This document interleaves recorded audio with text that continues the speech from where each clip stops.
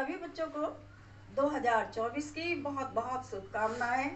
ये वर्ष आपके जीवन में उत्साह, नव स्फूर्ति और बहुत सारे कीर्तिमान स्थापित करें। आज की क्लास में बच्चों हम आपको लाभ हानि यानी प्रॉफिट और लॉस के बारे में बताएंगे। हम सब्जेक्ट में टॉपिक है प्रॉफिट एंड लॉस। ये मैंने सूत्र लिखे हैं।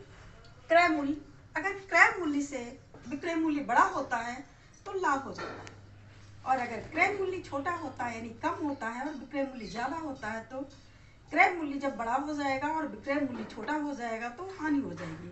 यानी किसी चीज को जब हम खरीदने जाते हैं, यदि हमने जितने में खरीदा है और उससे अधिक पैसे में बेच दिया उस वस्तु को तो हमें लाभ होगा, और अगर जितने में हमने वस्तु खरीदी है और उससे कम पैसे में अगर हमें बेचनी पड़ती है तो ये हमें हानि होती है।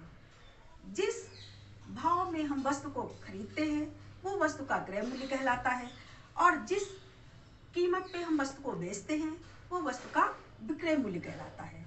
इस बीच में जो हमें नफा या मुनाफा होता है वही लाभ और हानि कहलाता है। आज हम अपनी बुक से जो है इस सवाल को हल करते हैं। प्रश्न है, कमल ने एक टीवी 10,000 रुपये में खरीदी, 2 साल बाद उसने वही टीवी 7,000 रुपये में बेच दी। बताओ उसे लाभ हुआ या हानि और कितनी। तो इस सवाल को हल करने के लिए पहले हम टीवी का क्रय मूल्य यानी खरीदा हुआ भाव लिखेंगे। टीवी का क्रय मूल्य बराबर 10,000 रुपये और टीवी का विक्रय मूल्य बराबर 7,000 रुपये, क्योंकि 7,000 रुपये में उसने बेची थी।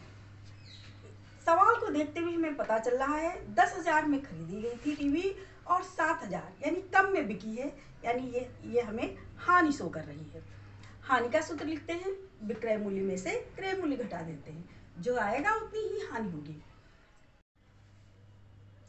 हानि का सूत्र होता है क्रय मूल्य माइनस विक्रय मूल्य। क्रय मूल्य हमारा 10,000 रुपये और बिकी हमारी 7,000 रुपये की, तो हम जो है 10,000 में से जब 7,000 घटा देंगे तो 3,000 रुपये हमको बचते हैं। यानी कमल को टीवी बेचने पर 3,000 रुपये की हानि हुई। इसी तरीके से दूसरा सवाल है, राधा ने कान की मशीन 360 रुपये में बेची, जिस पर उसे 60 रुपये का लाभ हुआ। बताओ कितने रुपये का लाभ हुआ, और मशीन उसने कितने रुपये में, लाभ तो उसने बता दिया, बताओ कितने रुपये में मशीन खरीदी थी। यानी वो वस्तु का क्रय मूल्य पूछ रहा है, बता, और ज्ञात है हमें 360 रुपये जो उसका विक्रय मूल्य, तो हम वही लिखेंगे। कान की मशीन का विक्रय मूल्य बराबर 360 रुपये, लाभ हो गया उसे 60 रुपये। क्रय मूल्य ज्ञात करने के लिए हम विक्रय मूल्य से लाभ को घटा देते हैं। विक्रय मूल्य 360 रुपये थे, इसमें से 60 रुपये लाभ था, वो घटा दिए तो 300 रुपये बचे। यही कान की मशीन का जो है क्रय मूल्य है। तो राधा ने कान की मशीन 300 रुपये में खरीदी थी।